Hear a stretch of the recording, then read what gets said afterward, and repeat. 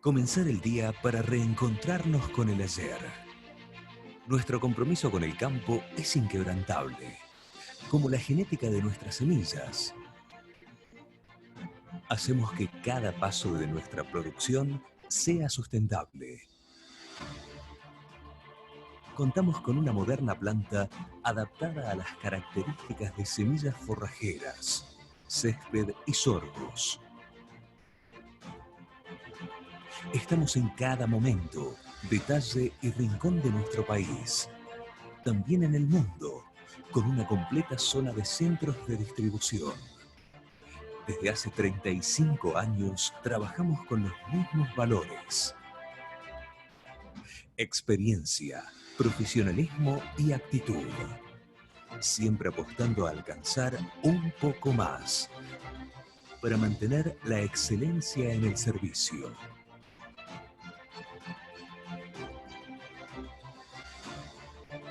Nuestra meta es contribuir al desarrollo de una mayor y mejor producción del campo argentino.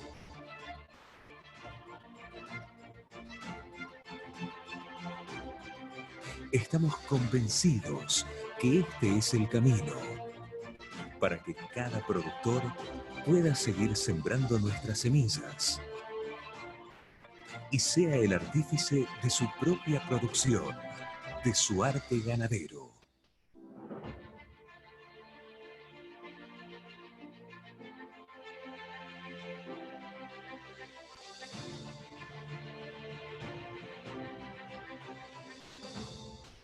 Vizcayart Semillas.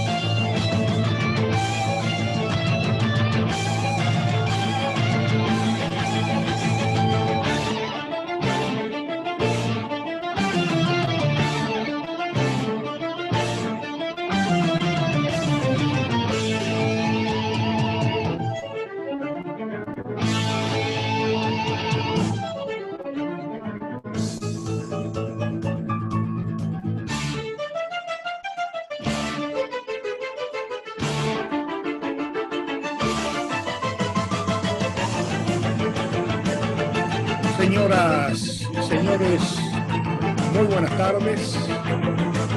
Una vez más les damos una muy cordial bienvenida a esta nueva sesión de Martes con Hereford.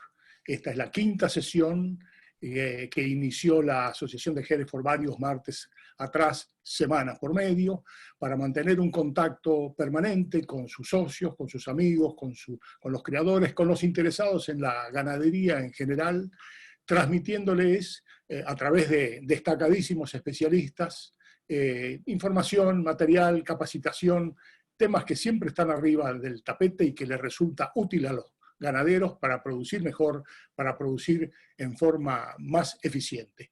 Como lo hemos hecho en todas las anteriores, hemos hecho pantallas compartidas, digamos, generalmente un par de charlas breves, 25 a 30 minutos, generalmente siguiendo una misma línea temática, otra charla luego, y al final una serie de preguntas de la numerosa, una vez más numerosa, concurrencia que nos está acompañando. Esta es una sesión muy particular por el hecho de que hemos resuelto compartirla, la asociación de Hereford con Semillas Vizcayart.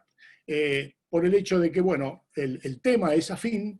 Martín Vizcayart es directivo de la Hereford y además es un gran empresario en su semillero de tantos años.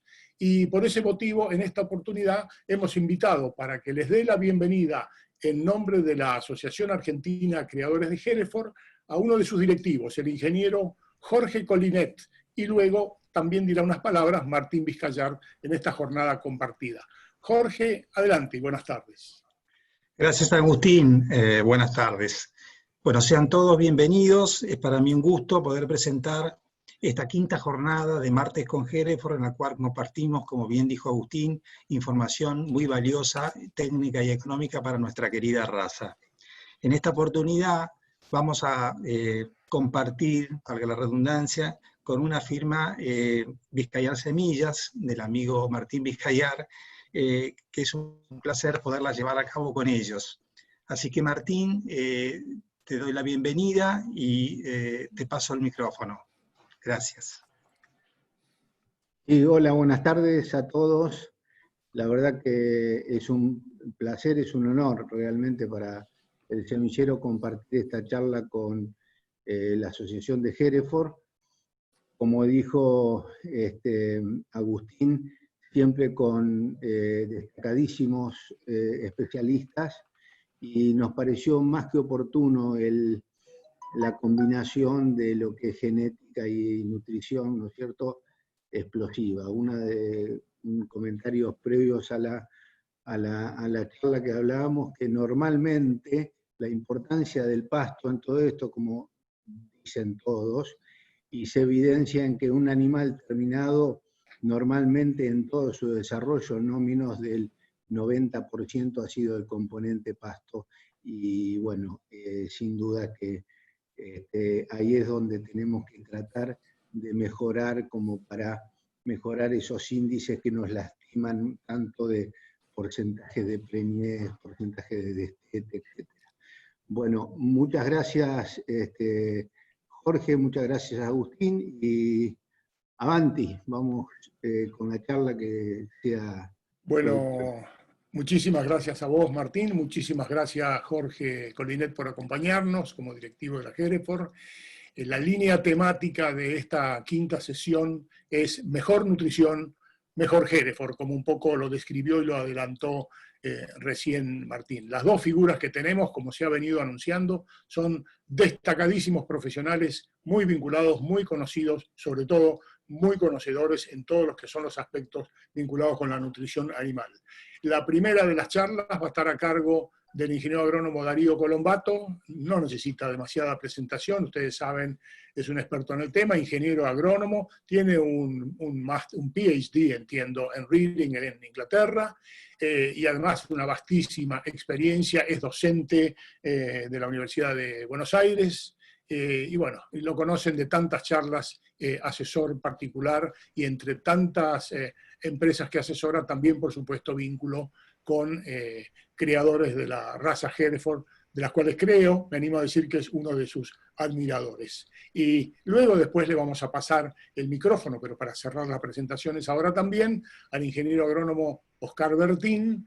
Oscar también tiene un máster en la Universidad de Mar del Plata, en Balcarce, y es especialista en el tema, ha sido técnico de INTA Pergamino durante 45 años, después me corregís, Oscar, si me equivoco, y en este momento es asesor privado y asesor en genética vegetal de Semillas Vizcayart. Un par excelente, por favor que los disfruten, son todos suyos. Adelante, Darío, con el micrófono. Muchas gracias, buenas tardes a todos, ¿me escuchan? Solo necesito un dedito así para ver si me escuchan y estoy bien. Perfectamente. Muchas gracias. Entonces empezamos. Es bravo cuando no tengo el público adelante, uno no tiene el público adelante, ver si lo escuchan o no. Entonces siempre necesito el dedito. Bueno, Tengo entre 25 y 30 minutos y por respeto a Oscar y a la audiencia, por supuesto, vamos a arrancar directamente. La idea es primero agradecer a la Asociación Argentina de Hereford por la invitación, también agradecer la posibilidad de esta vinculación con Semillas Vizcayart. La idea es hablar de las claves para la creación del mejor novillo Hereford y si bien esto yo lo digo en todas las charlas, pero bueno, como uno de los oradores anteriores mencionaba, hay cosas que van a poder sonar tal vez un poco demasiado básicas, pero si uno mira realmente los números en promedio que tenemos como Argentina, nos vamos a dar cuenta que hay cosas básicas que todavía no estamos haciendo del todo bien. Entonces, antes de saltar a lo súper sofisticado, mejor vayamos arranquemos por lo básico. Típicamente cuando uno habla de novillos, se empieza a pensar que tanto la creación del novillo arranca al destete o arranca cuando empieza esa última fase de terminación, ya sea en pasturas o en feedlot, y la realidad es otra. La realidad es que el novillo, sea Hereford o en este caso de cualquier otra raza, se empieza a formar adentro de la panza de la mamá. Y no me estoy refiriendo solamente a toda la base de la selección genética y el grupo, digamos, el plan genético que se lleve a cabo en el establecimiento, que eso seguramente ha sido parte o será parte de charlas posteriores, sino lo que está sucediendo en el ambiente uterino. ¿Sí? O sea, esto lo único que les quiere mostrar a ustedes es la línea de vida de un animal, en donde arranca la concepción y va a llegar hasta la faena, ¿sí? En donde lo que es importante de esta diapositiva, no quiero que nos vayamos mucho más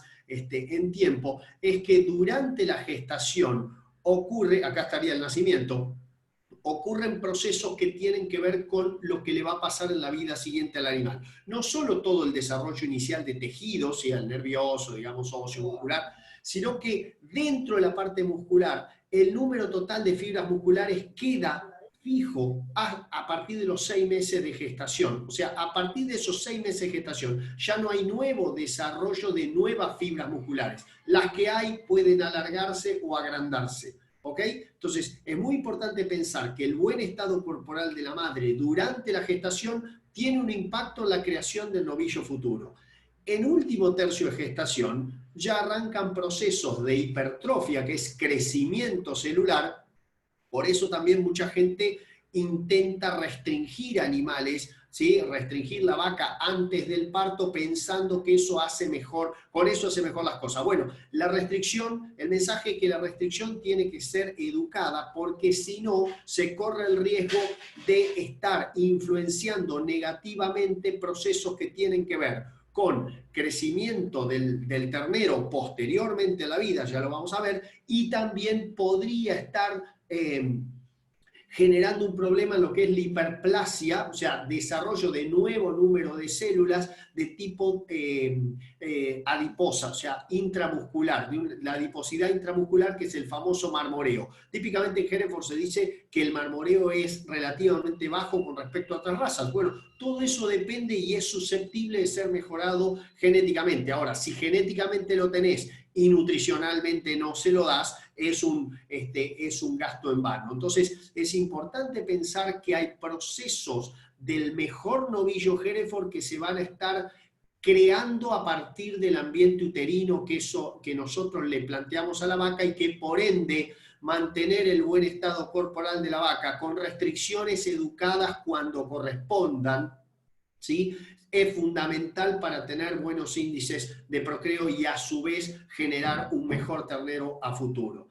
Una vez que estamos fuera, digamos, que llegó el ternero a la, digamos, iba a decir a la tierra, en realidad en la tierra ya estaba, lo que estaba era en otro lugar adentro de la panza de la mamá. Una vez que el ternero pisa el pasto, ahí comienza un proceso del cual también la ganancia de peso que ese ternero tenga en el predestete es fundamental para el resto de su vida. Nosotros muchas veces no le damos la importancia que merece esa ganancia predestete, si bien sabemos los criadores que el peso al destete es de suma importancia a la hora no solo de definir mis términos económicos en la ecuación de la cría, sino también para definir qué tan larga puede ser la recría para adelante. Entonces, fíjense estos datos que vienen de Paraguay, que me resulta muy interesante, porque son productores comerciales que están desarrollando estrategias de mejores compras. Y lo que están haciendo con lo propio y lo comprado es medir y determinar la ganancia de peso en el predestete. Este cuadro acá de su izquierda es la evolución de la ganancia de peso de machos con destete precoz, y en la derecha tienen con destete convencional. No importa qué lado mires vos, si la derecha o la izquierda, todos los animales que tuvieron mejores ganancias de peso en los primeros 60 días mantuvieron esa mejor ganancia de peso en el resto del tiempo, hasta 8 meses de duración.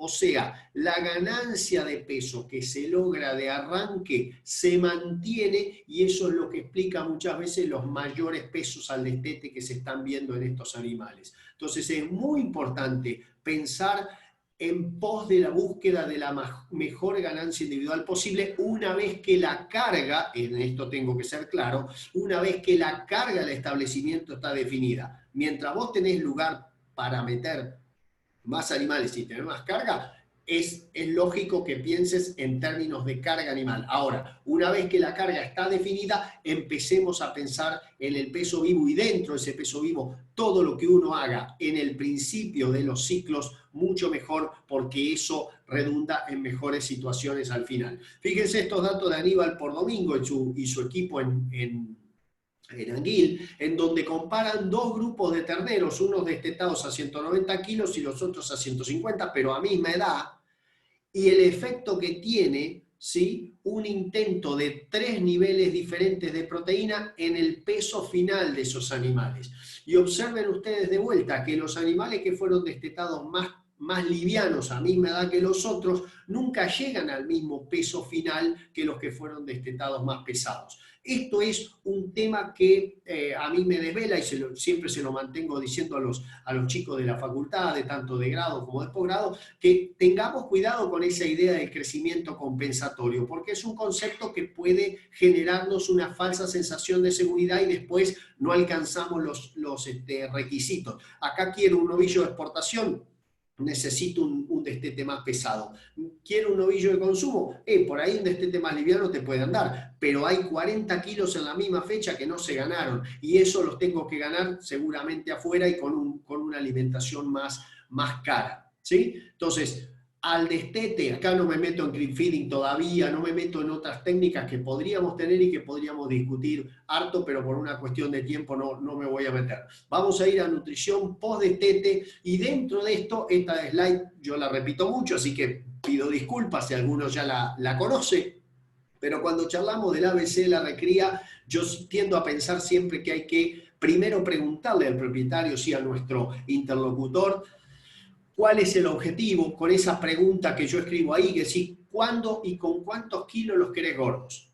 ¿Sí? Porque a partir de esa pregunta es la mejor estrategia, o voy a poder definir la mejor estrategia mía, que la llamo de la Z a la A. O sea, vos dame cuál es tu punto final, y después discutimos cómo es la estrategia para llegar, que ahora les planteo un par de opciones que vamos a tener. ¿Sí? Como dijo Martín Vizcayar al principio, en un ciclo de vida de estos animales, entre el 85 y el 90% de los recursos alimenticios están basados en el pasto. Entonces, no cabe duda dónde hay que apretar las clavijas con eso, ¿ok?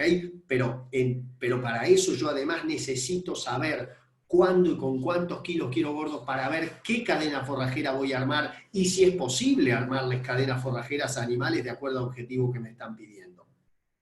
Y algo que yo pido casi encarecidamente es, no importa, o sea, una vez que llegamos al destete, los 3 primeros meses post-destete tienen que estar asegurados. Si hay una estación que hay que ganar y que es muy errática, es el otoño, la tenemos que ganar. Es muy complicado desde el punto de vista de pasto. Para eso muchas veces está el corral de inicio, ¿ok?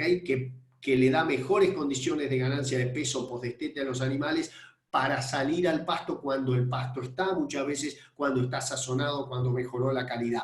Pero hay que asegurar esos 3 primeros meses porque es el momento de mayor estrés de la vida del animal y se encuentra muchas veces con días que se van acortando, otros problemas que tiene el otoño y una calidad de pasto que muchas veces no termina de ayudar y una cantidad de pasto que muchas veces tampoco termina de ayudar.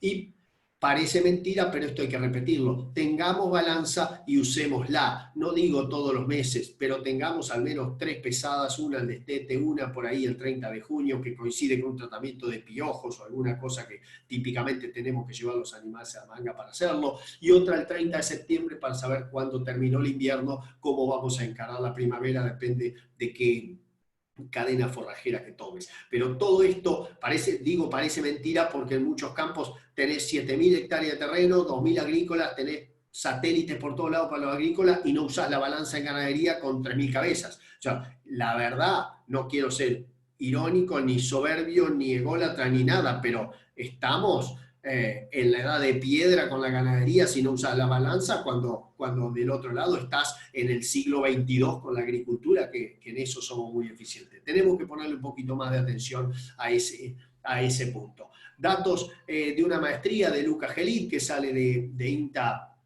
Anguil, fantástico trabajo, me parece a mí. Es una recría inicial en donde se restringe o no, fíjense, las barras naranjas es el no restringido, las barras azules son los restringidos, luego salen a pastoreo y ahí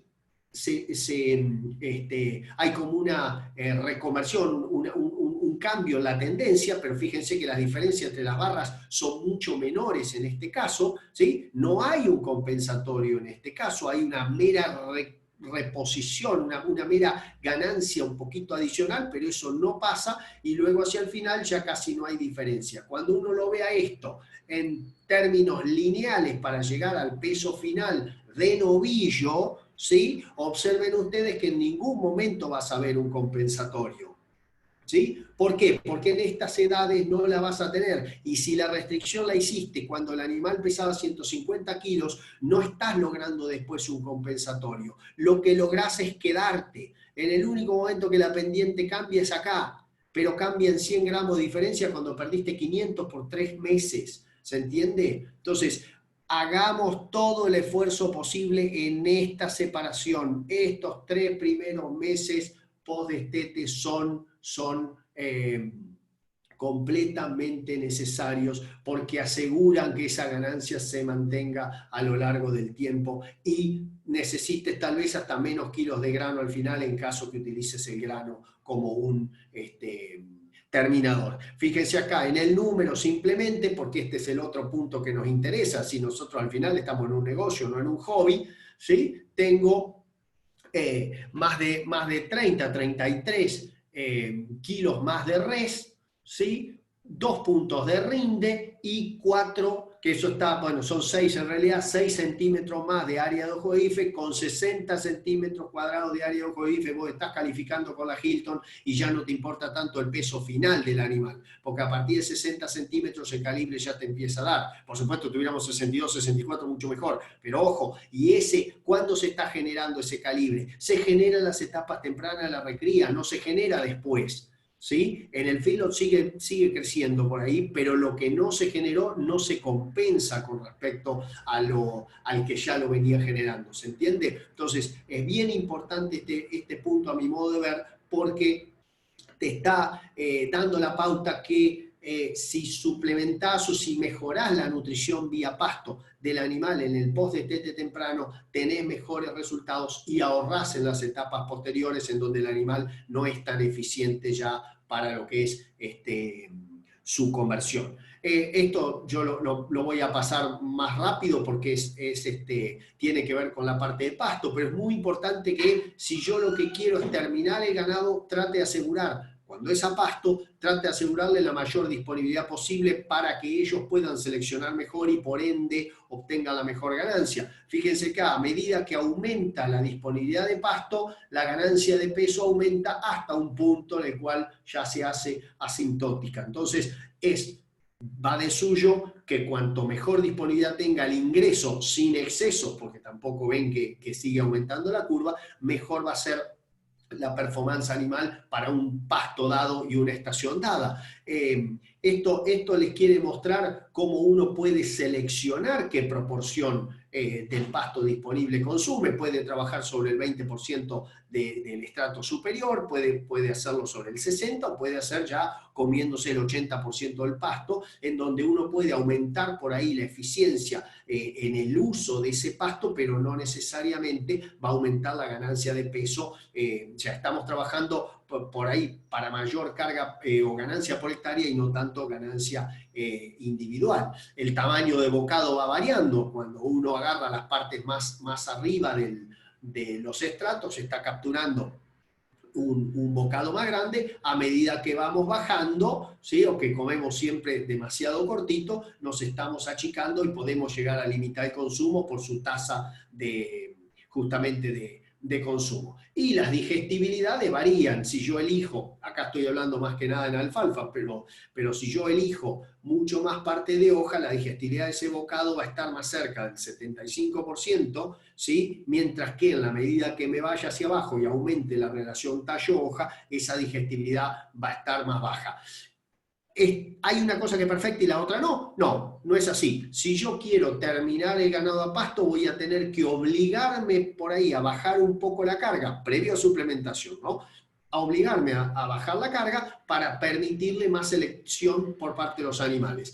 En el caso que quiera recriar y ganar muchos kilos por hectárea, yo voy a poder trabajar un poco más abajo en la medida que no esté dañando el crecimiento posterior, ¿sí? Eso se lo dejo a Oscar, cualquier cosa, pero decir, en alfalfa es distinto a lo que puede ser en gramínea, si bien yo noto una tendencia hacia que en alfalfa dejemos un poquito más de remanente que lo que pensábamos antes para favorecer esa tasa de rebrote a través del área fotosintéticamente activa también.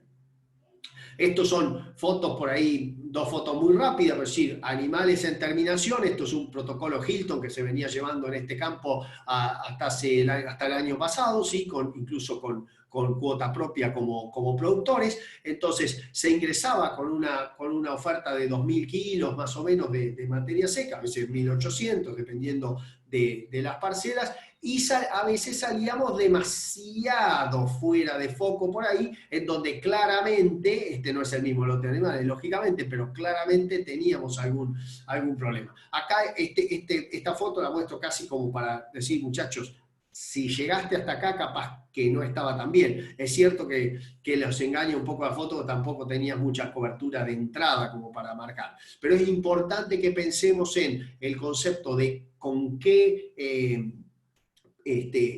ingreso, con qué disponibilidad vas a entrar, y mucho pensar también en con qué disponibilidad vas a salir por la vuelta, ¿sí? Y por las necesidades, sí o no, de generar una suplementación. Que cuando entramos en ese tema, ¿sí? Ya nos tenemos que poner en este árbol decisorio, que a mí me gusta mostrar como para discutirlo y mucho, ¿sí? Porque antes, cuando yo estudié hace 25 años, un poquito más tal vez, la pregunta que nos hacían y que nos hacíamos era ¿con qué vas a suplementar? Esa siempre era la pregunta, ¿con qué te convendría suplementar? Y hoy, por lo que uno ve y como ve los años a futuro, lo más importante es empezarse a preguntar quién lo va a hacer. ¿Lo va a hacer? ¿Qué tipo de calificación tiene el que lo va a hacer? Y si lo puede hacer, dado otras cosas que tiene que hacer, o falta de personal en los campos, como se ve en muchos casos. Después del quién viene el cómo, porque el quién condiciona el cómo. Si vos no sabés o te das cuenta que alguien no puede hacer tal tarea en forma diaria, capaz que la puede hacer infrecuente o la puede hacer en base a autoconsumo. Entonces, en ese caso pasa a ser el cómo. Y por último queda el qué, que va a ser función del quién y el cómo. ¿Sí? Yo puedo llegar a querer suplementar con algo que es ultra peligroso, podemos pensar, vamos a un extremo quizá, vamos a dar grano de trigo aplastado. Sí, que es bastante peligroso, o papa, si quieren, que es un subproducto menos utilizado, pero son altamente acidóticos. Si yo no tengo seguridad en un suministro diario, no puedo dejar a alguien que dé ese tipo de subproductos o productos que pueden ser más peligrosos. Entonces, el con qué termina siendo muchas veces en función del quién y el cómo lo vamos a hacer. Y el cómo, ahí está. Este es un ejemplo de la raza Hereford en Valle Azul, en Río Negro, en una tarea, en un campo que tuvimos el año pasado, en donde la suplementación, esto es alfalfa que se cortaba y se daba en preoreo, ¿sí? Tratando de evitar algunos episodios de empaste que se estaban dando, y por otra parte, pues son superficies muy chiquititas y había que buscar la máxima eficiencia de cosecha, digamos, de ese pasto, ¿sí? En donde la suplementación podía venir por 3 vías principales. Silajes de maíz en un autoconsumo, en donde la clave está en la prolijidad con que el operario trabaja. No es un tema muy científico que digamos, pero la clave está en la prolijidad y disminuir el barro, ¿sí? Porque tu enemigo ahí es el barro. Suplementaciones en el piso, que claramente no parecen ser lo ideal, pero en muchos casos es lo posible. Acá es con mixer, pero el piso en la costa del alambre. Estos animales pastorean, en este caso particular, verdeos, y después reciben la suplementación del piso, o la clásica suplementación, en este caso con suplementos secos, sobre comederos, en este caso plástico, podrían ser de madera, podrían ser de otras cosas. Faltaría una foto ahí de un silito de chapa de autoconsumo para suplementar sobre estas pasturas o verdeos, en donde también es una herramienta interesante, pero todavía me parece que nos falta algunos puntos como para masterizar esta técnica y poderle dar la vuelta que necesitamos. Pero el pasto debe regir, el pasto debe ser el campeón en la recría para que, si después tenemos que usarlo, lo usemos en la fase de terminación. Al grano, ¿no? Y un tema que no me puedo soslayar nunca, que es el agua. El agua es el principal nutriente. Hablamos mucho de las dietas, hablamos muchísimo a veces de aumentar la demanda, la oferta de forraje, aumentamos la oferta de forraje, aumentamos la carga y seguimos teniendo el mismo bebedero sucio que teníamos en la época del abuelo Luis. Ese es un problema, señores, porque si el animal no toma la suficiente cantidad de agua en relación a lo que quiere comer, no va a comer. Si le queda muy lejos el bebedero y está muy sucio, o son muchos cuerpos y si se tapan, tampoco van a tomar agua, con lo cual vas a tener mucho más problemas, o se van a quedar mucho más tiempo buscando el agua en lugar de usar tiempo para pastoreo. Entonces es muy importante el tema de que al lado del apotrenamiento y al lado de la producción de pasto vayamos pensando en la disponibilidad de agua concomitantemente, porque encuentro muchos campos que mejoramos el pasto y todavía no mejoramos el agua, y ahí nos encontramos en un cuello de botella nuevo, ¿sí? Y no me meto en calidad de agua, que es un gran mundo para la provincia de Buenos Aires, sur de Córdoba, de La Pampa, Mendoza y otros lugares también que conozco. Vamos terminando en feedlot. ¿Qué decir? Hay 1000 cosas para discutir en feedlot, pero si hay una que es básica, es que la comida siempre tiene que caer de este lado del comedero y no de este ni de este. Es demasiado básico lo que digo y pido disculpas por ahí, pero la verdad es que a uno le toca andar por tantos lugares en donde te dicen que tienen un feedlot y en realidad están tirando la mitad de la comida afuera, en donde no conviene ni empezar a discutir de la parte de nutrición. Discutamos la parte edilicia y después nos ponemos a discutir si el grano va partido, si va entero, si usamos silos, si usamos otra cosa. Si vamos a hacer feedlot, y acá este animalito para lo que es exportación es un animalito ideal, porque es un animal que típicamente tiene una estructura algo más grande que otras razas y tiene en muchos casos no lo voy a poner en términos negativos, sino positivos, una cierta demora en la deposición de grasa que hace que por más tiempo se vaya deponiendo proteína y eso mejore la eficiencia de conversión y la llegada al peso final que necesito yo de esa media res de 120, 125 kilos que nos va a pedir la exportación, no importa tanto el mercado que sea, siempre nos va a pedir eso, ¿sí? Entonces, básicamente en corral, después podemos discutir cuáles son los modos de dar de comer en los corrales, en donde ahí no discuto tanto la raza como si el sistema. Tenemos el sistema planteo de autoconsumo, en donde típicamente es más simple, previene el efecto fin de semana, ¿sí? Que es un efecto tremendo cuando hay un solo personal en el campo. Hay menos estrés relativo tanto en los animales como en el humano, ¿sí? Porque no tiene que estar todos los días a la misma hora entregando la comida. Es ideal para procesos de terminación, no tanto para recría, ¿sí? Para recría yo siempre trato de que salgan al pasto, o si hago el corral de recría previo a la salida al pasto, lo trato de hacer con suministro diario, porque justamente la fibra efectiva en estos sistemas no puede ir adentro del silito de chapa, sino que tiene que ir por fuera. Los talones de Aquiles del sistema, la adaptación, mucha gente la hace mal, no sabemos dinámica del consumo, con lo cual no tengo forma de saber si hay 3 o 4 días que vienen comiendo de menos porque hay una neumonía incipiente, ¿sí? Solamente acepta dietas secas y pocos ingredientes. Pero es un sistema en el cual manejamos muchos animales en términos de muchos establecimientos, y la verdad nos funciona súper bien cuando tenemos limitantes para el suministro diario, que es sistema tradicional, más complejo en operativa, ¿sí? Permite dietas de todo tipo y hasta de restricción, o sea, disminuir la cantidad de alimento, permite usar fibra efectiva, silajes, henos, ¿sí? Un poco más complicado siempre el heno, y los talones de Aquiles de vuelta, adaptación, que no por tener suministro diario la hacen bien necesariamente. Los fines de semana con las guardias es un tema que muchas veces hay que santiguarse y esperar el lunes a ver qué sucede. Monitoreo el consumo, que tendríamos que hacerlo y no lo hacemos muchas veces, y es un trabajo diario y permanente, no llega a ser un tambo, pero cuidado que tiene un tema ahí de necesidades, ¿sí? Por último, un tema que me importa mucho, sobre todo en el caso del Hereford, que es que, así como ustedes ven las fotos del Hereford en el sur y es imbatible por su mansedumbre y por su resistencia, cuando lo llevamos un poquito más al norte, o estoy en Bolívar o estoy en América, provincia de Buenos Aires, y hace calor en enero, ¿sí? O a partir de noviembre, ahí muchas veces los podemos ver que largan la lengüita y están generando un problema. Entonces, para ir terminando, si yo quiero maximizar las ventajas y crear el mejor novillo, porque el estrés térmico no solo nos afecta la conversión, sino también la calidad de carne, muchas veces tengo que asegurarle agua en cantidad y calidad, tengo que espaciar las comidas, ¿sí? Tengo que darle un poquito más por la tardecita, aprovechando entonces que el animal, cuando tenga su calor de fermentación, le ocurra más en la noche, que tengo más chance de que la temperatura sea más baja.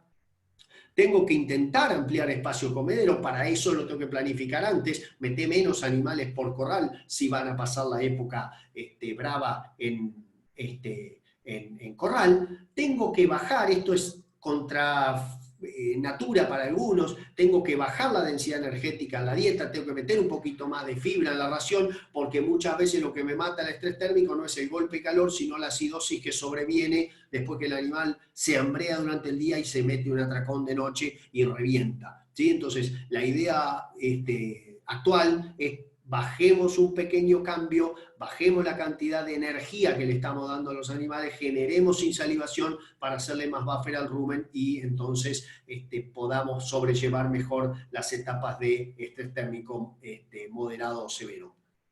Si no puedo asperjar los novillos, porque para hacer, si se puede asperjar los novillos, iba a decir, para hacerlo hay que hacerlo bien, ¿sí? Tenés que mojar el cuero del animal, no el pelo. Si mojás el pelo y no hay ventilación, es peor el remedio que la enfermedad. Entonces tenemos que lograr mojar el cuero del animal. ¿Cuál es la contra de esto? Podés generar barro. Y barro con calor no es bueno tampoco. Entonces tenemos que tener esto en cuenta, que si podemos asperjar, tenemos que hacerlo bien. Lo mismo con la sombra. Es buenísima la sombra, si la hago bien. Si la hago mal, puede ser peor el remedio que la enfermedad. Entonces, todo es bueno en la medida que yo lo utilice adecuadamente. Ya entonces, finalizando y con conclusiones, el camino hacia el mejor novillo no empieza en el destete como pensamos típicamente, empieza en el feto y, como dije antes, empieza con el master plan genético que hayan armado ustedes o sus clientes en cada campo, digamos, la selección de la línea genética de los toros, que va a ir formando a su vez la línea materna. Esa es fundamental al inicio, y todo lo que yo pueda hacer con la vaca y su ambiente uterino va a repercutir en la productividad en el largo plazo, ¿sí? No olvidarse esos 3 meses postdestete iniciales que son claves, y es, creo yo, la batalla que tenemos que dar en aquellos que ya lograron el ternero, ¿sí? Tenemos que aumentar la ganancia de peso en otoño para que entonces nuestras recrías sean más cortas o con mayor cantidad de kilos para el mismo tiempo. La fase pastoril puede y debe ser manipulada de acuerdo al objetivo de terminación. Si es pasto o corral, la puedes hacer más larga, más corta, armarás las cadenas que ahora probablemente hable Oscar, armarás esas cadenas de acuerdo al tipo de suelo, de acuerdo a todos esos factores que ellos saben, para después definir inclusive cuál va a ser la terminación. ¿Es a pasto porque llevas un protocolo específico de terminación a pasto, o porque económicamente el número te da? Va a ser a pasto, mejorando la selectividad de los animales. O vas a corral directamente, en donde asegurás la terminación en tiempo y forma y atendés otros mercados, inclusive buena parte del interno. En el corral en sí, lo básico prevalece, señores. Las dietas deberían ser simples, fáciles de dar, sobre todo si no tenemos una mega estructura que nos soporte por detrás, y buscando el bienestar animal en todo momento, no solo porque eso repercute a nuestro negocio, que es lo que a mí me interesa, sino también tenemos toda una sociedad mirándonos y atacándonos a la mínima posibilidad que tengan, ¿sí? Es un sector minoritario, pero es un sector muy activo, y sobre eso nosotros, antes que peleamos individualmente con ellos, tenemos que mostrar lo que hacemos más allá de toda duda. ¿Y por qué lo hacemos? Porque es negocio para nosotros además, ¿sí? Con esto les agradezco muchísimo la atención. Darío, los que agradecemos somos nosotros desde ya. Brillante como siempre, no solamente por el contenido, por toda la experiencia que estás transmitiendo, por la claridad de los conceptos, por supuesto. Ahí creo que le acabo de encontrar una falla a la plataforma Zoom, y es que no reproduce los aplausos. Es decir, falta, viste, los grandes aplausos que corresponde cuando termina una disertación tan brillante como la tuya y como la que va a ser la de Oscar también. Así que te agradezco en nombre de la Hereford, te agradezco en nombre de Vizcayar. Vuelvo a agradecerle a todos los que nos están acompañando, que van creciendo. Nosotros tenemos un visorcito acá que se ve cómo va aumentando la cantidad, se ve que faltan sillas allá al fondo también, así que les agradezco. Y bueno, y quiero aprovechar ahora entre uno y otro disertante para agradecer a todos quienes son los main sponsors de la Asociación de Hereford a lo largo de todo el año. En ese sentido nombro, por supuesto, a Banco Galicia, a Biogénesis Bagó, a Chevrolet, Vinos y Carnes Hereford y al Instituto de Promoción de Carne Vacuna, y en este caso puntualmente también, por supuesto, a Semillas Vizcayar, con quien estamos compartiendo esta jornada. Y particularmente también quiero agradecerles, y eso es a título personal, a Patricio Godoy, que con su centro multimedia nos acompaña y nos ayuda a dormir tranquilos, les aclaro, porque toda esta tecnología que es medio novedosa para nosotros, para poder estar tranquilos de que todos tengan sonido, que les llegue, que la conexión, que los disertantes estén prolijamente en el momento en que tienen que aparecer en cámara, es porque hay alguien que nos brinda un soporte técnico atrás. Entre las cosas que dijo Patricio, les recuerdo, hay unas cuantas preguntas ya, transmítanlas por favor a través de la opción preguntas y respuestas, no a través de chat. Las vamos concentrando ahí y después yo les voy a trasladar las preguntas a los disertantes. Aprovecho como también aviso parroquial, la próxima sesión de Martes con Hereford, dentro de 2 martes, o sea, eso va a ser el 21 de julio, la vamos a dedicar, se va a denominar al Banco con Hereford. Al Banco con Hereford como nombre simbólico, porque nos vamos a ir arrimando a la parte económica financiera. Lo hemos invitado, muy conocido de ustedes, al ingeniero Marcelo Magresch, que es jefe de Banca Agropecuaria de Banco Galicia, para que nos va a hacer una presentación vinculada a lo que se refiere a las herramientas financieras actuales. Y la segunda charla va a estar a cargo de la contadora Ruth Remesnicki, que van a ver la claridad de conceptos que tiene. Es consultora de una empresa que se denomina Lazos Comerciales, pero ella va a hablar de un tema que no es muy frecuentemente abordado, y que es los costos ocultos en el negocio del agro, que sin ninguna duda que condicionan la rentabilidad. Así que están todos invitados para el martes 22, creo que es 21 si no me equivoco, pero bueno, después habrá que ver. Es dentro de 2 martes la sesión que viene. Y les voy adelantando también, antes de presentar al segundo charlista, que estamos preparando la primera escuela de jurados virtual, que lamentablemente no la vamos a poder hacer presencial como en todos los años, pero bueno, no queremos restarle continuidad. Es la sesión número 13, escuela de jurados virtual, en una fecha en que ya vamos a confirmar en los próximos días. Ahora sí es el turno de Oscar Bertín. Como les dije, Oscar es un experto en el tema forrajeras, semillas, asesor genético de semillas Vizcayar. Hoy, muchísimos años de experiencia en el INTA de Pergamino en esta especialidad, y él va a hablar acerca de los distintos esquemas de producción en la parte nutricional, es decir, la nutrición asociada a los distintos esquemas de producción. Oscar, la pantalla y el micrófono son tuyos. Muchas gracias.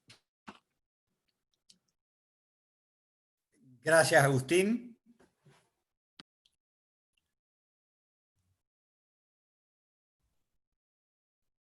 Buenas noches, buenas tardes, buenas noches. Agradecer a la Asociación Argentina de Criadores Hereford y a las Semillas Vizcayar que permiten o nos permiten compartir esta disertación, compartir conocimientos, experiencias.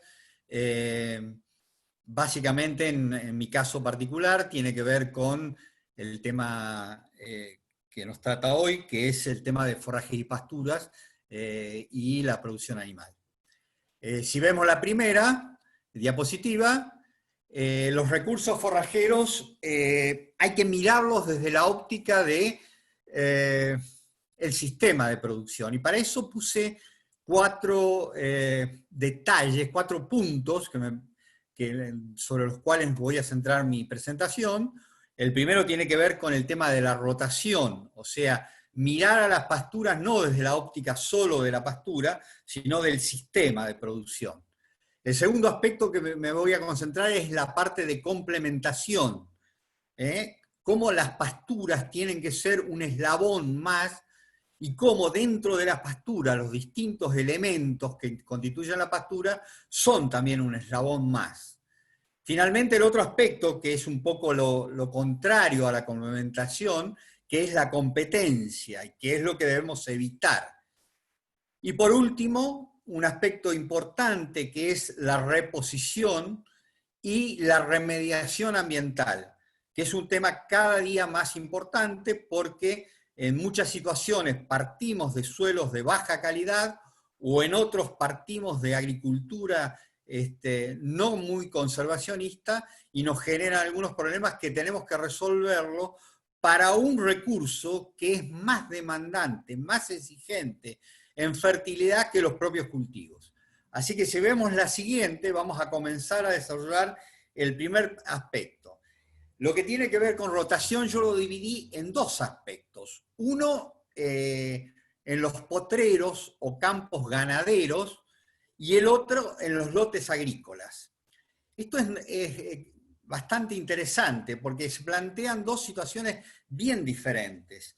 En los campos donde, o en los potreros, o en los lotes bajos, o en las zonas de suelos bajos, normalmente las pasturas se realizan sobre, o se pretenden realizar, sobre pasturas perennes degradadas, o pastizales naturales degradados también. O sea, ese es el principal recurso que tienen normalmente esos lotes, esos potreros o esos campos, y debemos de alguna manera preparar la rotación para poder implantar pasturas o para poder mejorar ese recurso que tenemos, que es el recurso natural.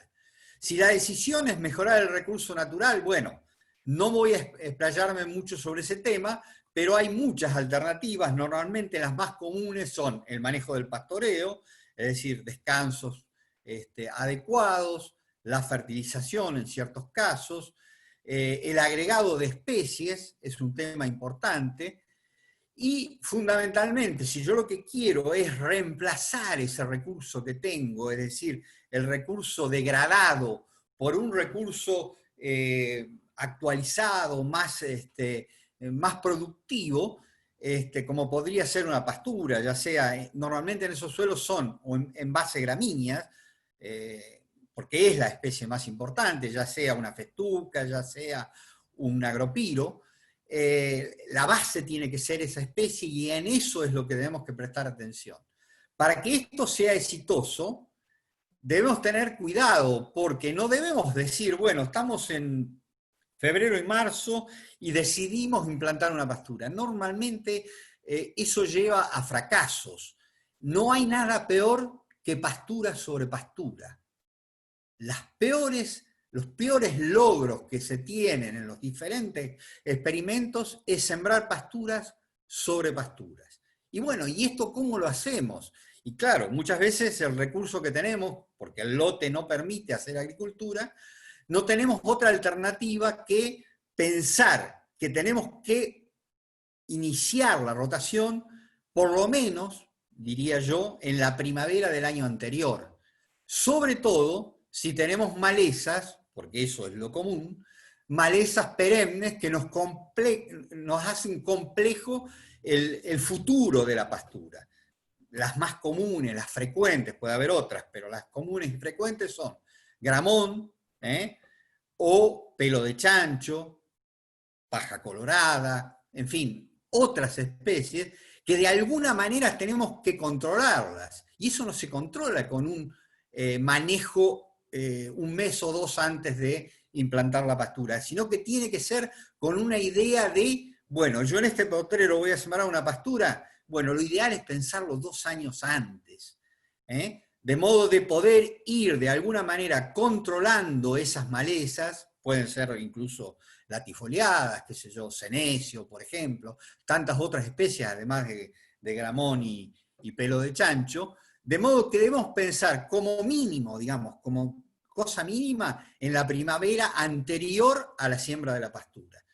Lo ideal sería pensarlo 2 años antes. Y si el suelo tiene cierta calidad, o sea, no es un suelo salino-alcalino extremo, donde no podemos hacer ningún cultivo anual, lo ideal es hacer cultivos anuales.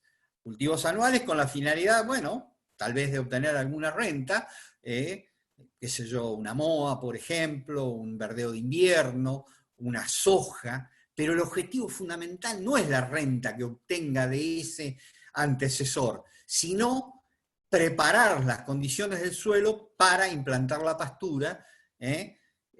Lo ideal en esta situación es pensar muy bien que lo que tiene que haber antes tiene que ser muy favorable, no solo para la gramínea, que es base de la futura pastura, sino para la mezcla que yo voy a poner. O sea, pensar para la gramínea y para la leguminosa, para las dos cosas. Eso ya lo vamos a desarrollar más adelante. Y nos vamos a la otra situación, en los lotes agrícolas. Es muy frecuente estos últimos años decir, no, pero si este es un lote de buen rendimiento de maíz, o es un buen lote de soja, tuve 4.000 o 3.500 kilos de soja, o 4.500 o 5.000, ¿cómo no voy a tener una buena pastura? Bueno, creo que es un grave error. En realidad las forrajeras son más exigentes en fertilidad que los cultivos agrícolas, ya sea maíz, soja o trigo, depende de la zona.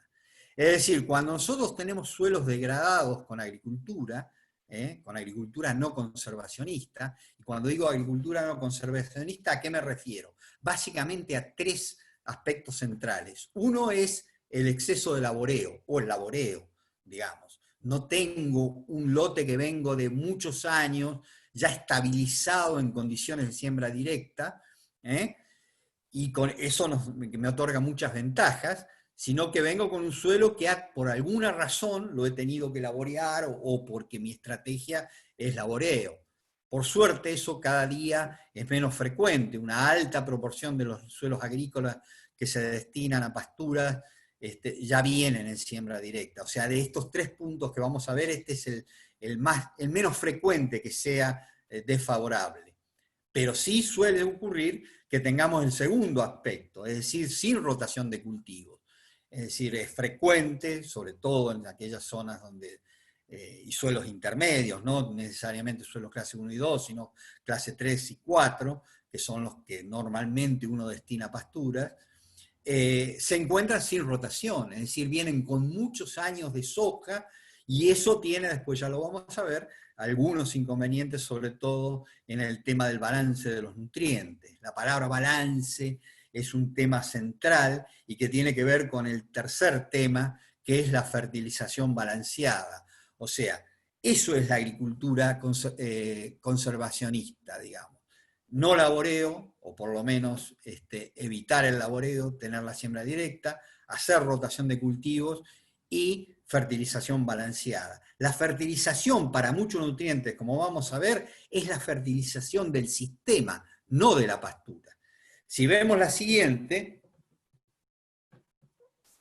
diapositiva, entramos en el segundo tema, que es la complementación. Aquí tenemos dos aspectos de la complementación en las pasturas. ¿Qué es la complementación? Es la complementación en el tiempo.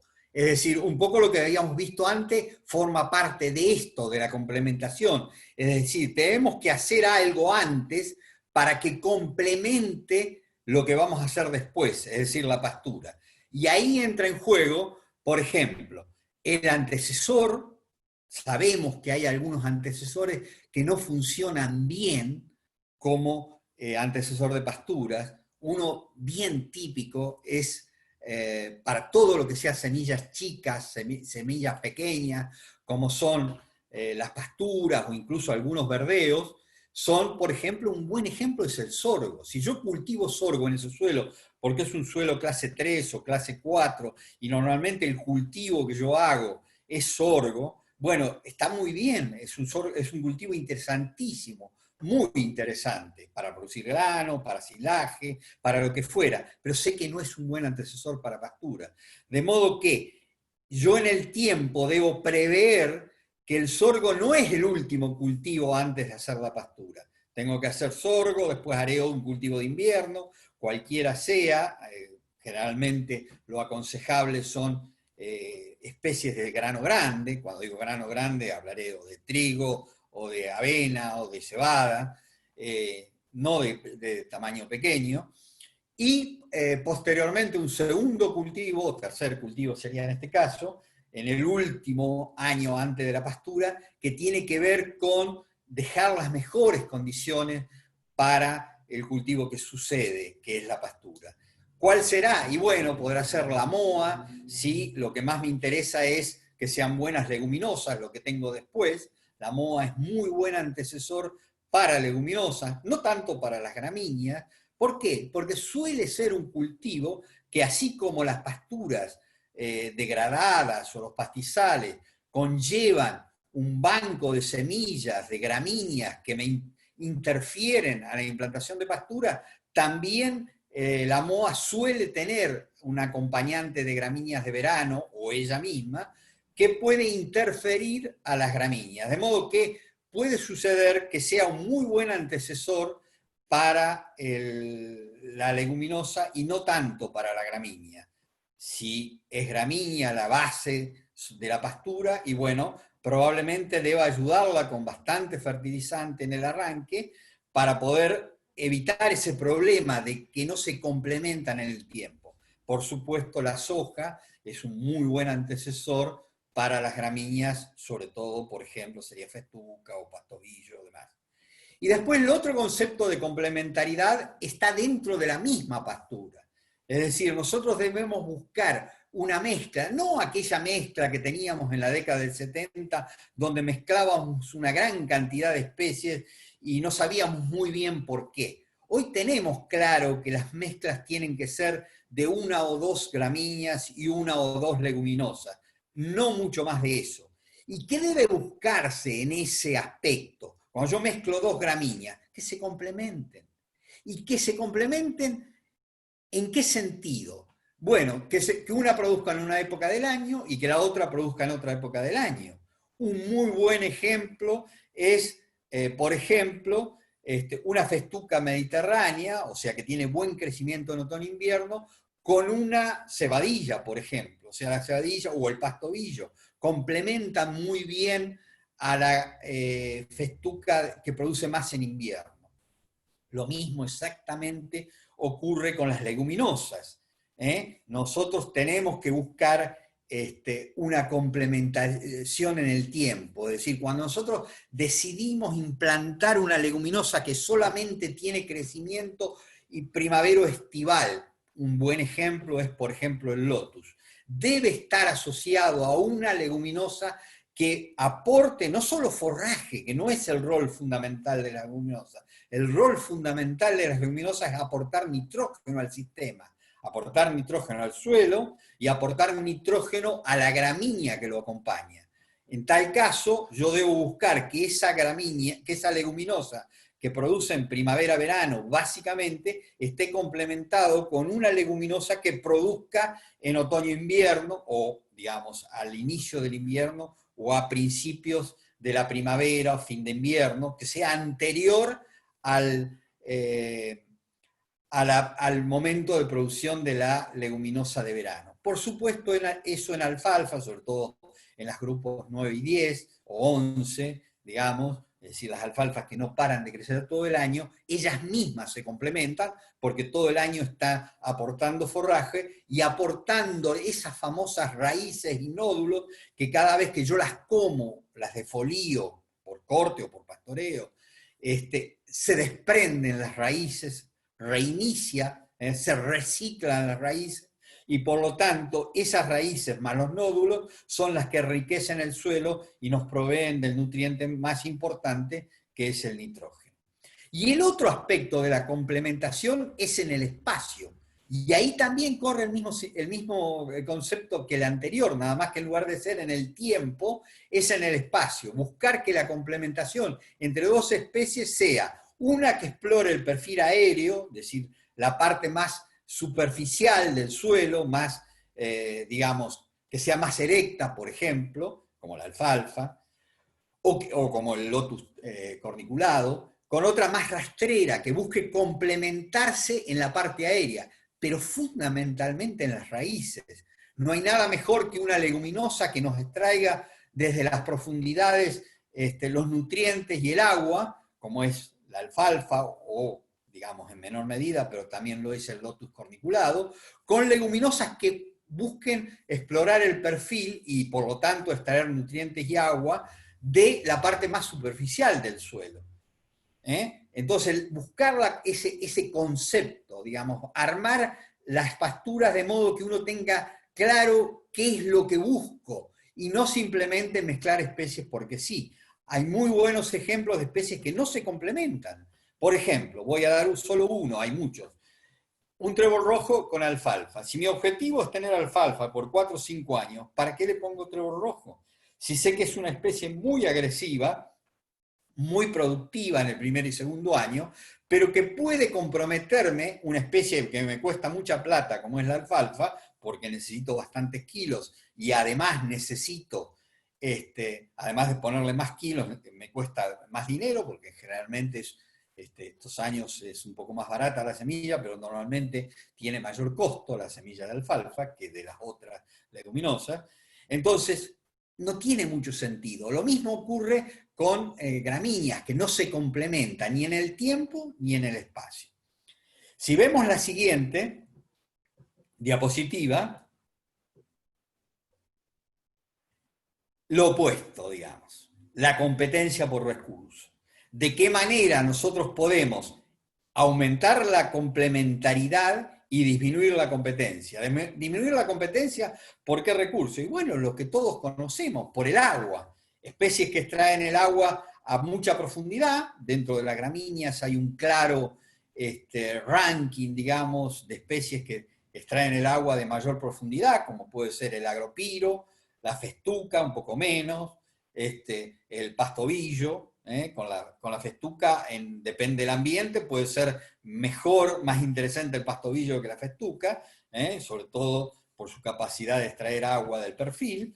Y finalmente, qué sé yo, el rayas perenne, digamos, que es una especie extraordinaria, que si uno tuviera agua y no tuviera excesos de temperatura, probablemente todas las pasturas de la pampa húmeda serían de raíz perenne, pero lamentablemente tiene un perfil, una exploración del perfil mucho más superficial que lo tienen las otras especies que había nombrado antes. Entonces, ese concepto de, bueno, complemento, pero no compito, porque una me saca el agua más abajo y la otra más arriba, es un aspecto sumamente importante. Eso ocurre en gramínea y ocurre exactamente lo mismo en leguminosas. Ya lo explicamos en cierta medida cuando hablamos de complementariedad entre alfalfa y leguminosas que extraen el agua del perfil superficial. Lo mismo exactamente ocurre con los nutrientes. Hay principalmente dos de ellos. El nitrógeno, que bueno, si nosotros tenemos un buen sistema asociado de gramíneas y leguminosas, a pesar de que el nitrógeno y el potasio son los dos nutrientes más importantes, porque son los que necesitamos en mayor cantidad, el potasio, por suerte, tenemos un buen nivel de potasio a nivel de toda la región pampeana, aunque ya comienza a haber deficiencia, y lo vamos a notar dentro de algunos años, como ocurre en otras partes del mundo. Ya hay alguna limitante de potasio en algunos suelos de la Mesopotamia, pero hoy por hoy sigue siendo el nitrógeno el principal nutriente. Ahí tenemos dos alternativas. Si las pasturas son de gramíneas, o lo ponemos como fertilizante o ponemos leguminosas. No hay muchas alternativas. Son esas dos. O lo ponemos cuando es gramíneas puras, o lo incorporamos a través de las leguminosas, ya lo que habíamos hablado, la alfalfa por un lado, o que puede ser en algunos casos como especie pura. Ahí el equilibrio del nitrógeno es casi 1-1, digamos, en la mayoría de los suelos, no siempre, depende de muchos factores, entre ellos del agua, por ejemplo. Cuando escasea el agua, la fijación simbiótica del nitrógeno es mucho menor. Y el otro nutriente, quizá el que más importancia le damos, que es el fósforo, el segundo que figura ahí, la P, el fósforo es el nutriente que se fertiliza normalmente en las pasturas en la implantación, y es el típico nutriente del sistema, no de la pastura. Es decir, de alguna manera uno debería, en el sistema, cuando es rotación agrícola-ganadero,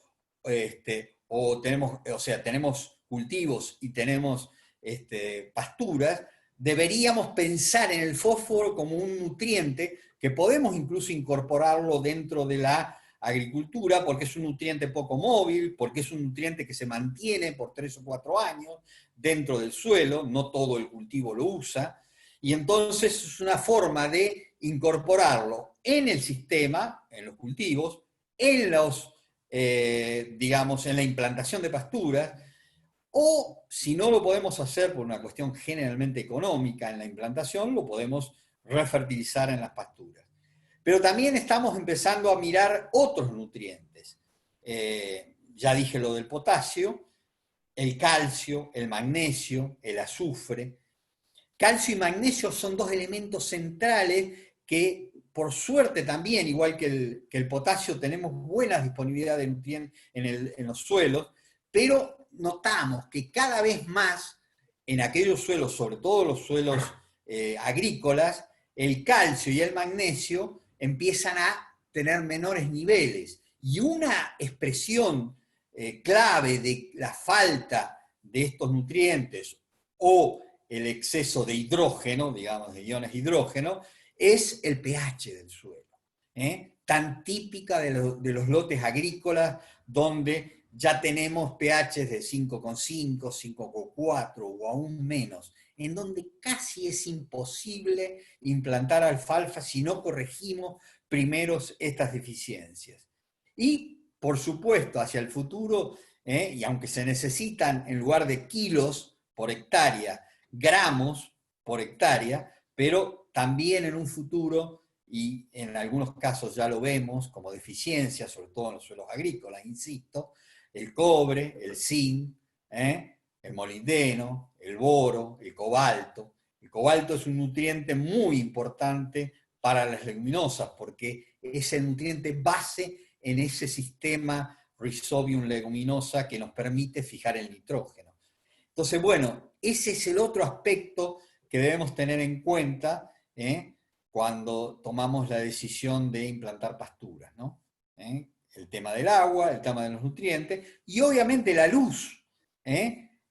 La competencia por luz es clave, un tema que siempre sale a la palestra, y bueno, ¿cuántos kilos debemos poner, o qué densidad de siembra debemos poner en el caso de las pasturas? Bueno, siempre el tema es que nosotros de alguna manera deberíamos cubrir la totalidad del suelo, ya sea en un suelo bajo, ganadero, donde debemos hacer piso con el agropiro, debemos cubrir totalmente el suelo y más rápidamente posible, como en los suelos agrícolas, donde por una cuestión de deficiencias de algunos nutrientes y fundamentalmente del pH, nos cuesta cubrir el tapiz, pero cubrir el suelo, tenerlo cubierto durante todo el año, es la clave para secuestrar el carbono, el anhídrido carbónico del aire, que es el recurso clave,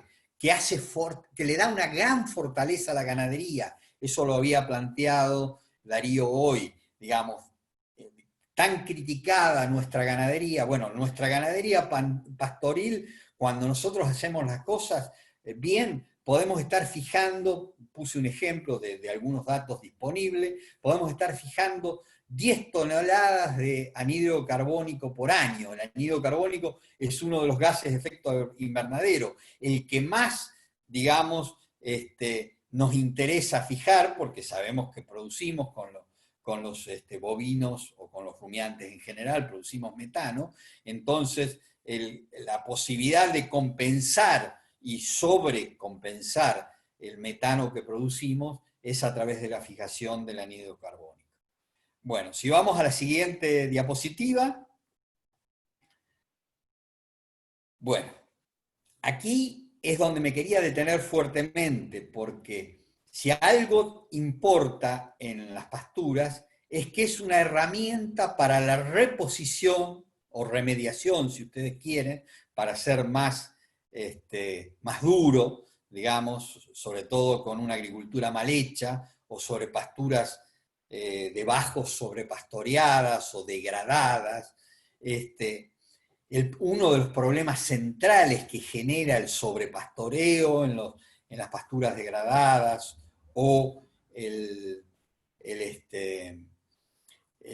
pastizal natural degradado, digamos, donde ya no quedan las especies importantes, las útiles, las que nos sirven, generalmente son gramíneas perennes, aunque puede haber algún anual, qué sé yo, tipo el regras, pero en términos generales esas son las especies importantes, ya que las leguminosas nativas son muy poco frecuentes, y bueno, podemos obviamente a través de la intersiembra o de la generación de un banco de semillas obtener un banco de leguminosas en los suelos, pero Lotus tenuis es el clásico ejemplo, o el trébol blanco en determinados suelos un poco de mejor calidad.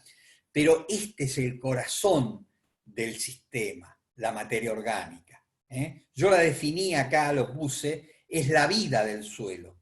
Porque los tres aspectos que a nosotros nos pueden interesar, es decir, el aspecto físico, el aspecto químico y el aspecto biológico o microbiológico del suelo, depende de la materia orgánica. Si nos quedamos sin materia orgánica, y eso es tan frecuente, tan común en estos años, donde uno ve que empiezan a hacer ganadería sobre suelos agrícolas, con una agricultura extractiva, sin reposición, sin conservar el recurso materia orgánica, sin, por ejemplo, el uso de cultivos de cobertura o cultivos de servicio, sino simplemente soja, bueno, perdemos la vida del suelo. Y perder la materia orgánica es eso, es perder la vida. Y el suelo es un órgano vivo, tiene una estructura, tiene una serie de nutrientes que los tenemos que renovar, aunque el suelo los tenga, muchas veces no están disponibles, y tiene una vida biológica y microbiológica, y esa es la clave. De alguna manera, este es uno de los roles, digamos, que tiene las pasturas, ¿no? Materia orgánica y carbono, como habíamos visto anteriormente, fijación de anhídrido de carbono, es lo mismo. Es decir, la materia orgánica y el carbono en el fondo es lo mismo, ¿no? La materia orgánica tiene como promedio 58% de carbono, o sea, el grueso de la materia orgánica es carbono. Y eso es lo que buscamos. El verde de las pasturas significa la vida del suelo y significa en 4 años tener una acumulación de materia orgánica, crecer de esos niveles tan pobres de 1, 2, 3 o menos de 3 de materia orgánica. El otro aspecto que ya lo habíamos comentado es el pH. El pH, además de lo que yo había dicho como elemento central digamos, para algunos nutrientes, yo lo definí como el ambiente para hacer disponibles los principales nutrientes, porque los podemos tener. Podemos tener los macro, digamos, el fósforo, el potasio, el calcio y el magnesio, o el azufre, y no estar disponibles, y algunos micros incluso, y no estar disponibles porque tenemos pHs excesivamente ácidos. Entonces, estos dos aspectos son centrales para la vida del suelo y por lo tanto de la pastura. Usar la pastura es el otro componente que en esta charla no lo tomé, pero básicamente usar la pastura es, primero que nada, tenerla disponible, y para tenerla disponible necesitamos de estos elementos, de este manejo. Así que si vemos la última. Gracias. Espero haber por lo menos dado una idea central sobre el concepto que quería volcar, que era el rol de la pastura dentro del sistema ganadero-ganadero o ganadero-agrícola. Gracias. Muchas gracias a vos, Oscar. Bueno, reitero lo que comenté más temprano, es decir, se escucha el sordo ruido de los aplausos con una charla fantástica, y yo creo que más allá del contenido, que desde ya desbordan conocimiento y además no solamente libros, desbordan potrero, las 2 charlas que ustedes han dado, o sea, que son recorredores de potrero, la experiencia sale en cada comentario. Pero lo que son los mensajes es que, a pesar de que queremos hacerlas concretas y cortas en 25 o 30 minutos, dejan mensajes y sobre todo que dejan inquietudes. Dejan inquietudes que se ven a lo largo de las preguntas que vienen y después las que van viniendo después de estas charlas, porque se ve que la gente queda elaborando el contenido de estas charlas. Así que, Oscar, en nombre de Vizcayar, en nombre de la Hereford, muchísimas gracias. Siempre nos vamos un poquito de tiempo, tengo unas cuantas preguntas para hacer, pero les comento. Les voy a hacer 2 o 3 preguntas a cada uno, y además, como viene haciendo Vizcayar, y lo vamos a copiar nosotros en la Hereford, las preguntas que no se pueden hacer en directo las vamos a ir dejando en YouTube, y en el caso de Hereford, algunas las vamos a ir incluyendo en alguno de los newsletters de la asociación. Darío, hay 2 o 3 preguntas vinculadas con el tema del enemigo de los silos de autoconsumo, que es el barro. Acá consultan cuáles serían las medidas para prevenirlo. Esa es una de ellas, pero hay otra también, de otra zona, que se declara y dice: yo soy del sudeste y el barro es terrible. ¿Qué hago? ¿Cómo hago comer el silo bolsa de maíz? Que venga a Gualeguaychú, donde tenemos el campo nosotros, y va a entender que lo del sudeste es una bendición al lado de Entre Ríos. Mira, es nuestro enemigo en los silos de bolsa y en los silos de chapa. Yo no quiero ocupar tiempo con esto. Para los silos bolsa es fundamental que, si estás en un lugar más bien bajo, de suelos muy arcillosos, armes una estructura previa antes de hacer las bolsas, porque si no, tus probabilidades de éxito son muy bajas en cuanto a que el barro te va a romper todo. O sea, busca un lugar arenoso, busca un lugar más alto. Si tenés pendiente, mejor, para abrir la boca más alta. O sea, lo haces un poco hacia la pendiente y abrís la boca más alta. Para que entonces abrís la boca que esté de abajo hacia arriba. Entonces, cuando llueve el agua cae y la boca de la bolsa no hace de dique, ¿sí? No sé si te lo estaba diciendo al revés.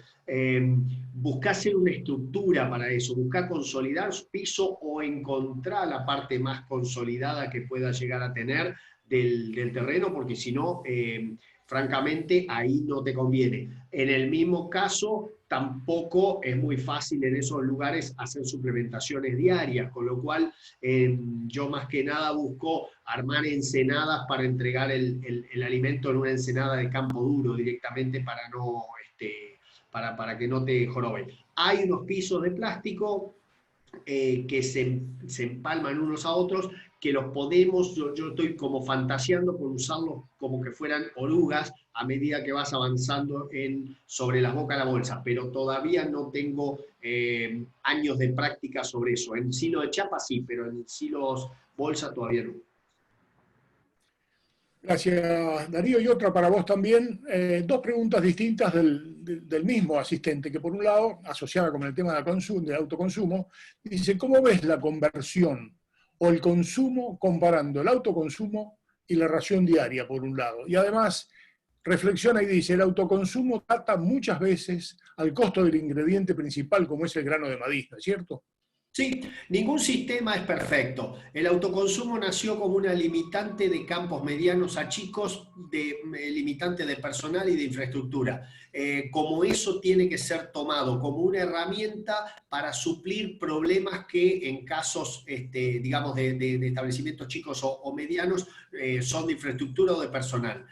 En términos de conversión, si comparás igual dieta, hay una tesis de maestría de Balcarce, salió hace 2 años, en donde demostraron que no hay diferencias en conversión, ¿sí?, entre los dos sistemas. Ahora, te ata al maíz o a la cebada o a la avena, ¿sí?, pero sobre todo maíz y cebada, que es los granos que más usamos en los autoconsumos. Es cierto, porque tenés que usar dietas secas, ¿sí?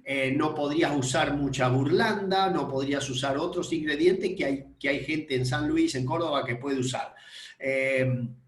Por eso, para mí, en los sistemas de autoconsumo es clave entrar con el animal lo más gordito posible de la pastura para hacer sistemas cortos o encierres cortos que minimicen el daño, si se quiere, de estar pegado al maíz. ¿Sí? En este momento no tenés un maíz muy caro, si bien pudo haber crecido en los últimos días, pero claramente tenés una contra en ese sentido, ¿sí? Pero reitero, no hay sistema perfecto. El suministro diario, en muchos casos, la gente tira toda la comida afuera y piensa que porque tiene suministro diario es mejor que el otro que tiene autoconsumo.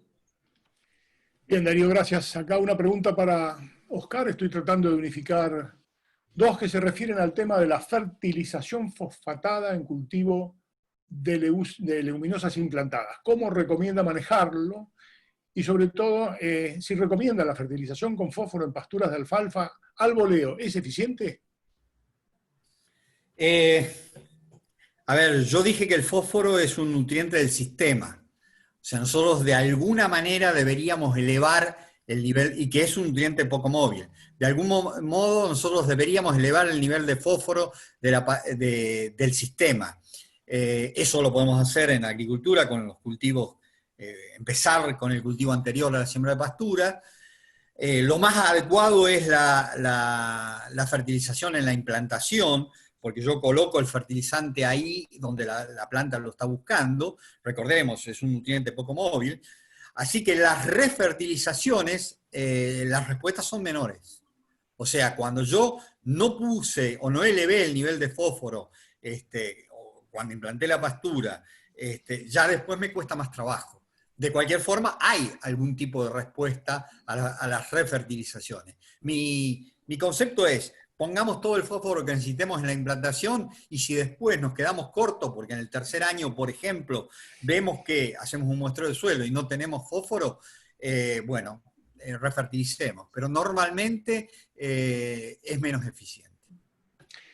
Gracias. Otra para Oscar también. Acá la pregunta dirigida al ingeniero Bertín. En el caso de usar 2 especies con distintos periodos de crecimiento, ¿no hay riesgo de sobrepastorear una de las especies componentes de la mezcla? No. Los criterios, eso es otro tema, ¿no?, que no lo hemos tratado, pero los criterios para definir el pastoreo, normalmente las especies tienen sobre todo gramíneas, ¿no?, tienen su momento de latencia. ¿A qué se llama latencia? es el momento en que dejan de crecer o crecen menos. Vamos a tomar el ejemplo de una festuca. La festuca norte de Europa crecen mucho en primavera, verano, norte de Europa continentales sería lo mismo, ¿no? Crecen mucho en primavera, verano, otoño y mucho menos en invierno. Es como si de alguna manera la selección natural que se hizo en su lugar de origen, que es el norte de Europa, porque en ese momento estaba bajo nieve, la planta tiene la capacidad de sobrevivir en ese estado de semidormancia. Eso ocurre en leguminosas también. Es decir, cuando viene un estrés hídrico, os doy otro ejemplo, el trébol blanco desaparece, pero tiene sus órganos de reserva. Todas las especies tienen sus órganos de reserva. Poco más las leguminosas, un poco menos la gramínea, pero la forma de sobrevivir en esos periodos críticos, sequía, exceso de pastoreo, es a través de las reservas. De modo que cuando yo pastoreo la especie que está en su apogeo, a la otra no le hago un daño particular. Gracias, Oscar. Un par de preguntitas más para Darío, tal vez alguna para Oscar, y bueno, en homenaje al tiempo son las 8. Le hago a Darío la siguiente. ¿Qué recomienda más para una terminación de novillos para exportación? ¿Suplementar con grano de maíz partido o grano entero? Sobre pasto, si la base es pastoril, estamos haciendo una exportación, la base es pastoril, lo ideal técnicamente sería procesar el grano, ¿sí? Eso es lo ideal porque como la tasa de pasaje es muy rápida del pasto a través del tracto digestivo, si yo proceso el grano le voy a estar dando más accesibilidad a los microbios del rumen, que en ese tiempo cortito que tienen, porque el grano va a pasar junto con el pasto, lo que se va a dar es que vaya a haber muy buena fermentación del almidón y buena sincronización con la proteína y la fibra de la pastura. Si lo doy entero, corro el riesgo que si el animal no lo mastica porque no hay tanta masticación y salivación, porque justamente la fibra de la pastura es una lechuguita, lo que sucede es que podés tener demasiadas pérdidas, ¿sí? Entonces, desde el punto de vista estricto, si lo doy procesado sería mejor. Ahora, después, ¿dónde lo vamos a dar? ¿Lo vamos a tirar en el piso, en la parcela diaria, o lo vamos a tirar en comederos? Si lo tiro en el piso, ahí ya empiezo a ser un poquito menos dogmático y digo, si lo vas a tirar al piso, asegúrate que lo levante. Asegúrate de no hacer, como digo siempre, no hacer un terraplén, digamos, terraplenar con almidón, porque para eso tengo la tosca, para eso tengo otras cosas para terraplenar. Ponelo entero sobre el piso, asegúrate que lo levanten y de última, si aparece algo en la bosta, por lo menos sabés qué pasó, ¿sí? Y algunos de esos que parecen enteros están dañados y le han quitado parte de nutrientes, ¿sí? Entonces, idealmente partido, pero si lo vas a tirar al piso, ya empiezo a discutir un poco. Bueno, recién hablábamos del novillo para exportación, acá me voy un poco más temprano en la vida del animal. Hay una pregunta para Darío. ¿En qué caso haría creep feeding en los 3 primeros meses del nacimiento o post-destete? ¿Y también esto se llamaría creep feeding? No, si yo hago, cuando lo hago post-destete ya es corral de inicio, ¿sí? También llamado corral estratégico de terneros, tiene diferentes nombres, pero es una técnica espectacular. O sea, es un corral de inicio para esperar la explosión de pasto o para esperar que el pasto esté, ¿sí? Destetás en febrero, sembraste raigras para esos animales, claramente raigras en febrero no va a estar, debería estar a partir de por ahí a principios de mayo, en algunos lados, en Uruguay estoy esperando todavía el regras, o sea, hasta mediados de agosto no voy a tener, pero ahí haces corral de inicio. El creep feeding es una herramienta para mejorar la ganancia de peso típicamente después de los 3 meses de vida del animal. Y sucede, o es muy lógico pensar en el creep feeding, Agustín, cuando vos tenés un ternero que nació en agosto-septiembre y que toma su pase de prerrumiante a rumiante cerca de diciembre, y es el momento en donde, si no llueve en esa quincena de diciembre, vos lo único seguro tenés que en enero vas a tener pasto crocante, ¿sí? Y en el momento que tengas pasto crocante, la vaca en buen estado corporal va a poder seguir manteniendo su estado pero el ternero no va a mantener estado, ¿sí? En realidad no va a ganar lo que tiene que ganar, ¿ok? Entonces, en ese caso el creep feeding se justificaría y creo yo puede ser una técnica muy interesante. ¿Se cortó o estuve bien? ¿Se escuchó? Se me cortó, perfecto. se me cortó a mí, no sé si yo le consultaba a Perfecto. Patricio, pero no sé si fue general, ¿eh? Te vi congelado por eso, pero creo que Oscar siguió, porque espero que el público lo haya... No, perfecto, se escucha perfecto. Está perfecto. Perfecto, gracias. Fue mío el corte entonces. Bueno, gracias. La última, Darío, sigo evolucionando en la edad del animal. Acá dicen, ¿se puede hacer una buena recría con maíces diferidos y pastoreos horarios con alfalfa? ¿Y qué ganancia de peso puedo esperar? Sí, lo vi. Sabés que eso lo estamos haciendo en campos de recría bastante grandes, en donde tenemos el maíz diferido como una herramienta interesante que la hacen los agrónomos que trabajan en esos campos, en la parte forrajera. Nos hacen el maíz diferido por la seguridad del ogro. Y después al lado, más que alfalfa, en esos campos nosotros tenemos raigrases, promociones o sembrados, y lo que hacemos es suplementar 3 o 4 horas por día, si se pudiera, de pastoreo por la tarde, y el resto del día están todo el tiempo en los maíces diferidos, ¿sí? Mirá, las experiencias prácticas que yo tengo, en INTA debe haber experiencias también, de hecho estuve leyendo algunas. Yo tengo ganancia de 400/500 gramos, te diría que me plantaría ahí. ¿Es posible llegar a más? Seguramente. Lo que me pasa a mí que en esos campos la producción de pasto verde que tiene esos campos en invierno, a partir de junio, de mediados de junio, ya baja mucho la tasa de crecimiento, y eso hace que el primer pastoreo sea bueno, pero el segundo ya empiece a ralear un poquito la rueda. Entonces es posible que ahí me esté jugando una mala pasada. ¿Se puede hacer recría buena? Sí. Los primeros 3 meses probablemente convenga tenerlos en un recurso mejor que un maíz diferido, pero posteriormente, esos primeros 3 meses, después de mayo, principios de junio, ahí podés salir a hacer esa combinación con muy buenos resultados. Si no tenés pasto verde, podés hacer ir a speller de soja o pele de girasol, en donde podés definir si lo das todos los días o lo das en forma infrecuente, lo que llamamos, o discontinua, que es lunes, miércoles y viernes, que para campos grandes funciona muy bien. Clarísimo. Una última más que es muy cortita, Darío. Esta te la manda el amigo Enrique Gil, no puedo dejar de hacerla. Dice, en el engorde con autoconsumo, ¿cuáles serían las cantidades de cabezas por boca de comedero? Un saludo para Enrique, que es de mis pagos. Mira, nosotros, a mí particularmente me gusta trabajar con máximo 150 animales por silo chapa de comedero. Máximo 150. Si me pedís el ideal, yo trabajaría entre 100 y 120, el múltiplo de 2/3 jaulas. No hay muchos estudios sobre eso. Se acaba de terminar una tesis de posgrado en la Universidad Nacional del Sur, dirigida por José Arroqui, en donde no se encontraron diferencias en producción hasta 200 animales por silo. Pero basado en lo que nos enseña Temple Grandin de bienestar animal y basado en la práctica, que es que si yo tengo 2 hilitos, pongo 2 grupos de 120, en lugar de tener 240 en 2 hilos, en todos juntos, yo después puedo ir sacando los gordos mucho más fácil.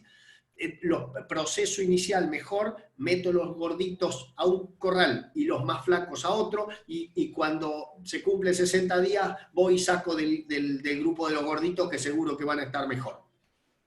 Buenísimo, clarísimo. Ahora sí, las 2 últimas para Oscar. ¿Cuáles son los principales problemas con los que me puedo encontrar si pienso en sorgo como antecesor de una alfalfa en directa? Bueno, ¿cuál es la razón por la cual el sorgo es mal antecesor de pastura? Esa sería el kit. Ese es el concepto. Claro. Bueno, el sorgo es una planta perenne. Les va a llamar la atención, ¿no? Es una planta perenne. Se mantiene viva, o digamos, no se mantiene viva porque vienen los fríos, las heladas. Y eso hace que sea una planta anual. Pero en realidad, el sistema radicular, que es el problema justamente, el sistema radicular del sorgo sigue vivo, por mucho tiempo.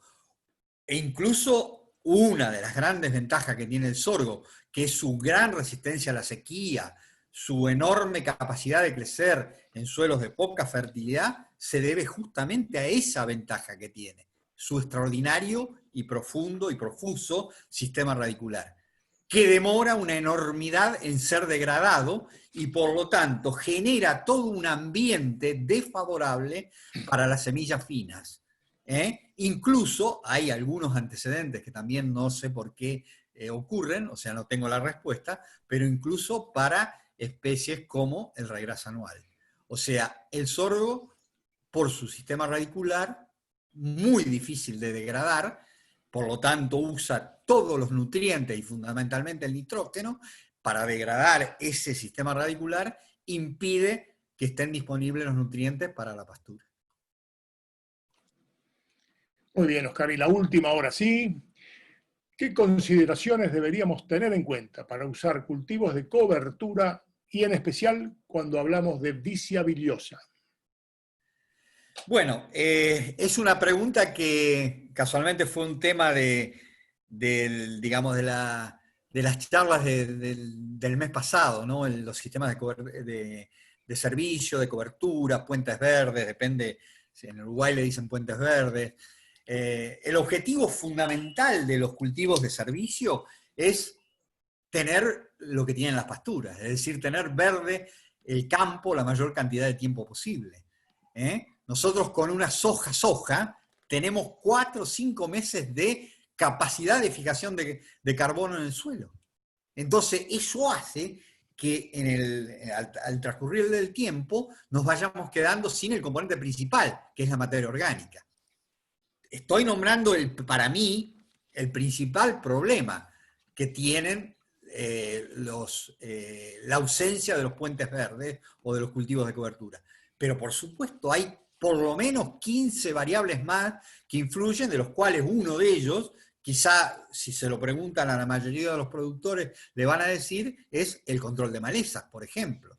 O sea, hay la vida microbiana del suelo, digamos, el aporte de nitrógeno que hace la vicia billosa al cultivo que sucede, ya sea un cultivo de verano siguiente o en algunos casos donde el cultivo de servicio se lleva hasta el verano, es el aporte de nitrógeno que hace la vicia, que será variable de acuerdo a su ciclo, pero es sumamente importante para el cultivo que sigue. O sea que no menos de 10 o 15 ventajas tienen los cultivos de servicio, de los cuales, insisto, para mí los dos más importantes son aumento de la materia orgánica, sobre todo de la materia orgánica, lo que se llama la materia orgánica lábil, o sea, la materia orgánica que está rápidamente disponible para la planta que sucede, para el cultivo que sucede, y el control de malezas. Buenísimo, Oscar. Bueno, ahora sí, muchísimas gracias de nuevo a ambos, al ingeniero Darío Colombato, al ingeniero Oscar Bertín, gracias de parte de la Asociación de Hereford, gracias de parte de Bijayar. Gracias a toda la audiencia que en su amplia mayoría nos sigue acompañando. Creo que es acertado el hecho de dar 2 temas cortos, variados, dinámicos. Hay una permanencia prácticamente de toda la audiencia desde el principio hasta el final. Gracias por sus preguntas, no podemos hacerlas todas. Y bueno, vuelvo a agradecerle muy especialmente a...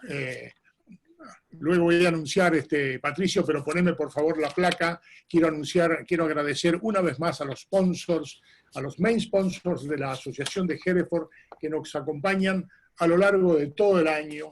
El Banco de Galicia, Banco Galicia puntualmente, Biogénesis Bagó, el Chevrolet, con el cual tenemos un acuerdo para uso de vehículos para cuando nos podemos trasladar, esperemos que a corto plazo podamos estar presentes en las exposiciones, en remates, etcétera, etcétera, cuando esta situación nos lo permita. Vino Hereford Carne Hereford y el Instituto de Producción de Carne siempre presente. Un agradecimiento especial y en esta sesión particularmente a Martín, en la cual hemos podido compartir esta quinta martes con Hereford. Agradecimiento nuevamente a Patricio Godoy, a su centro multimedia, por el apoyo técnico que nos presta en todas nuestras comunicaciones. Y vuelvo a reiterarle, nuestra próxima cita será el martes 21 de julio, donde Hereford se va al banco o al banco con Hereford. Ahí tendremos dos charlas muy interesantes. El ingeniero, mi colega, egresados en la UCA, Marcelo Magrech, a cargo de la banca agropecuaria del Banco de Galicia, nos va a hablar un poco de las herramientas financieras actuales, o sea, herramientas financieras en un año bastante complicado.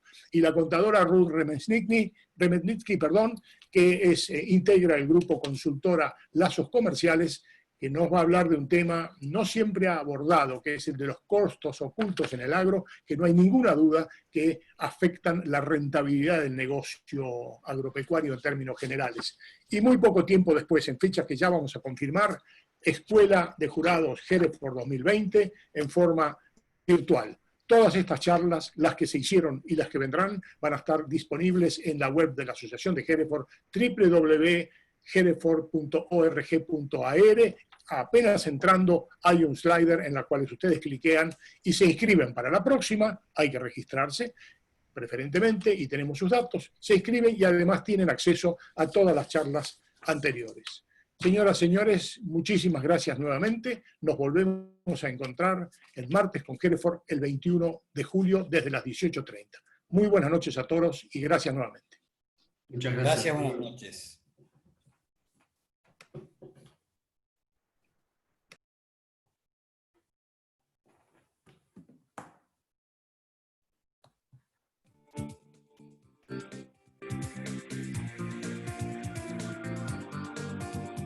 Bueno, ahí no sé si estamos al aire o no, Patricio.